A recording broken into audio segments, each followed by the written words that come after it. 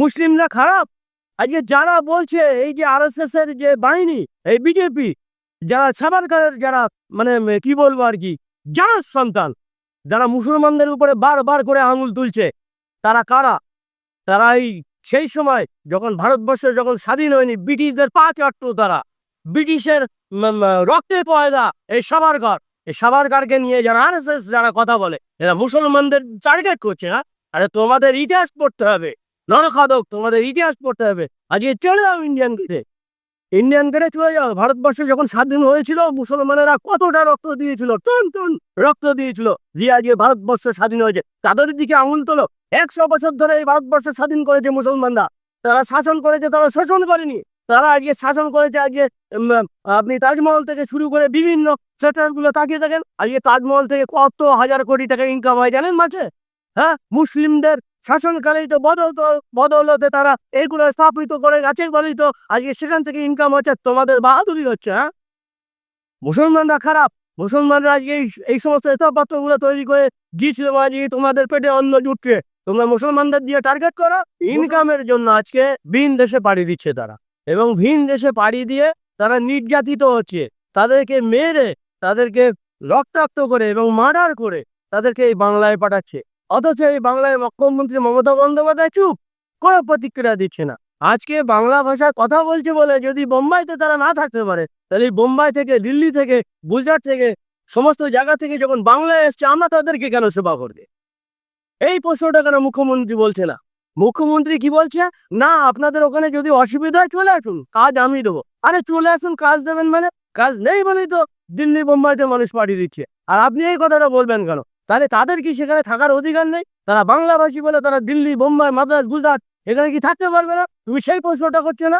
এই অযোগ্য মানে বিহার মুখ্যমন্ত্রী থাকা তো 1 নম্বর এই মুখ্যমন্ত্রী। আজকে হিন্দু মুসলিম বলে নয়, বাঙালি বাংলা ভাষা দেখলে তাদের উপর অত্যাচার করছে। দেখলাম কি, মুম্বাই থেকে যে সমস্ত বাংলাভাষীদের ধরা হলো, সেই বাংলাভাষীদের নিয়ে বাংলাদেশি বলে তাদের পুশব্যাক করানোর জন্য বর্ডার সাইডে নিয়ে যাওয়া হলো। নিয়ে গিয়ে বিডিআর এবং বিএসএফ এর যে ফ্ল্যাগ মিটিংটা হয়, সেই ফ্ল্যাগ মিটিং হলো।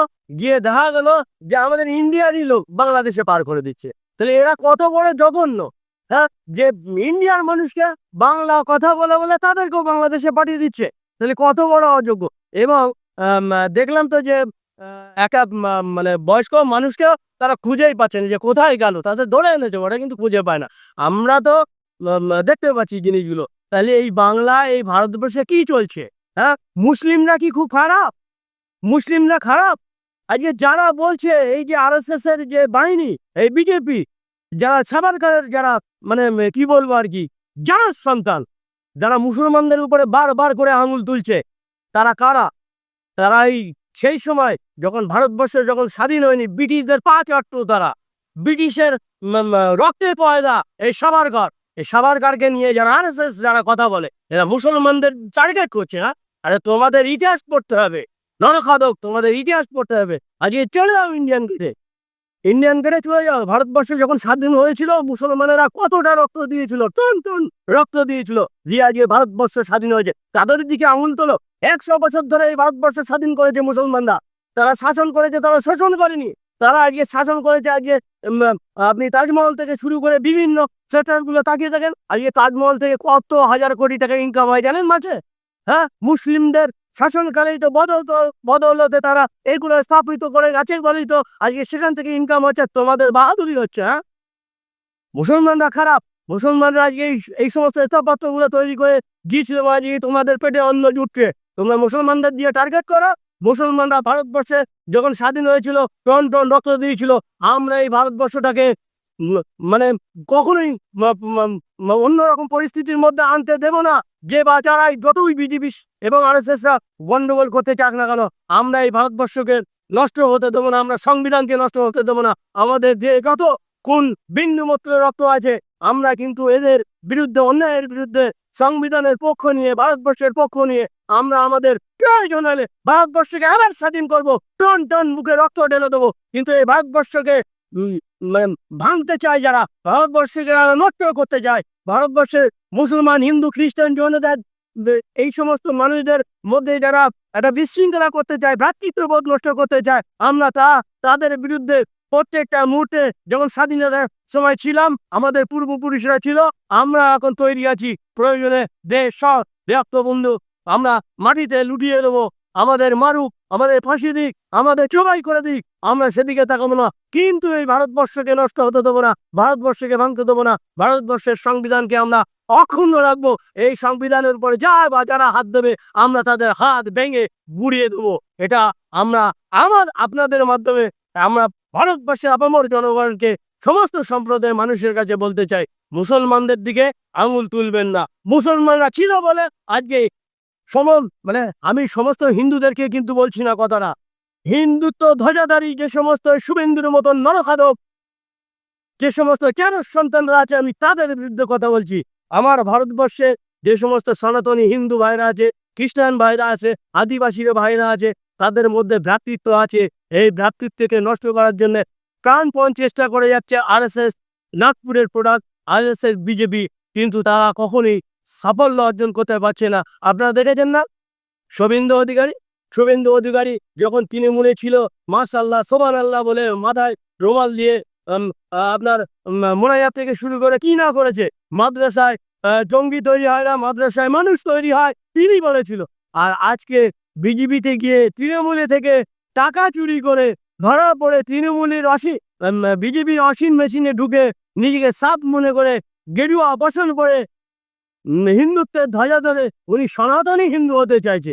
গরুর গোশ খাওয়া শুভেন্দু অধিকারী নিজেকে বড় হিন্দুত্ব দাবি করছে, কিন্তু সত্যিকারের যারা সনাতনী হিন্দু তারা বলছে শুভেন্দু অধিকারী আমাদের হিন্দুদের কি ঠেকা নিয়েছে?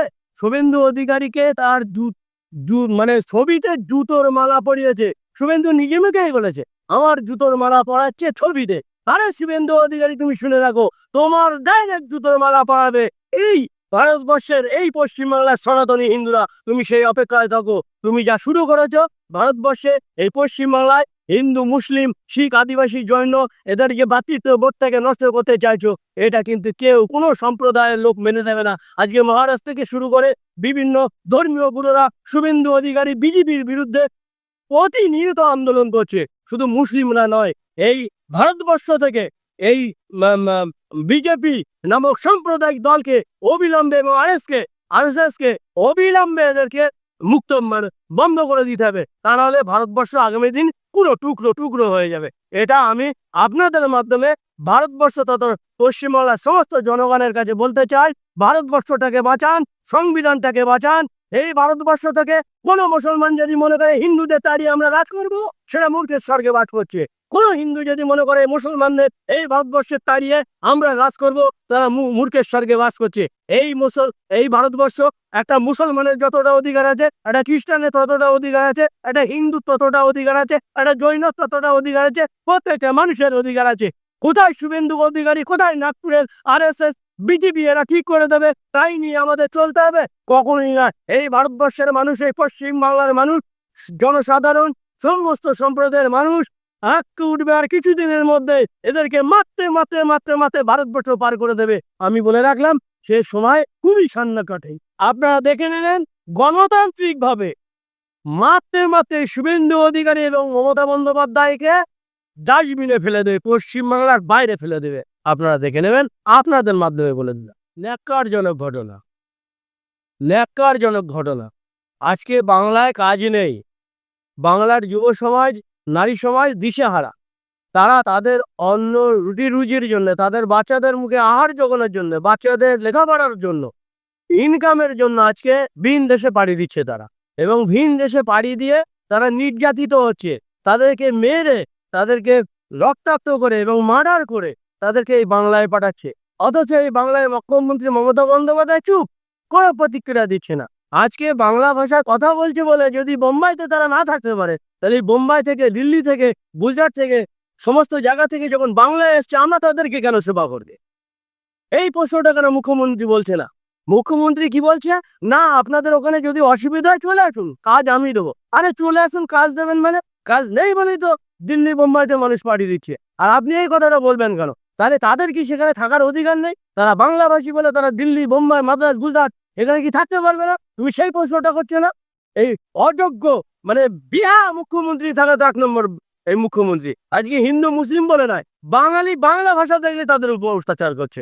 এই তো আপনাদের মিডিয়ার মাধ্যমে আমি দেখলাম যে কয়েকজনকে ধরে পুশব্যাক করবে বাংলাদেশে, দেখা গেলো তারা আমাদের পশ্চিমবাংলারই বাসিন্দা।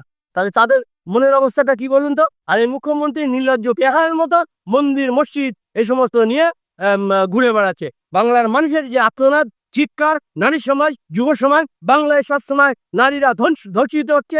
এই তো ক্যানিং এ দেখলাম, তো ক্যানিং এ কিভাবে তার সঙ্গে অত্যাচার করেছে, তার যৌনাঙ্গে সুচ ফুটিয়ে দেওয়া হচ্ছে, জল খেতে চাইছে বোতলটা তার মুখের মধ্যে ঢুকে দিয়েছে। এই যে শওকত মোল্লা ক্যানিং এর ঘটনা, দিদিমণির কোনো প্রতিক্রিয়া কি আছে? প্রত্যেকটা মুহূর্তে বাংলায় ধর্ষিত হচ্ছে নারীরা। আর যে নারী মুখ্যমন্ত্রী, নারীরা যদি সুরক্ষিত না থাকে, তাহলে ওনার মতন মুখ্যমন্ত্রী পদত্যাগ করা উচিত।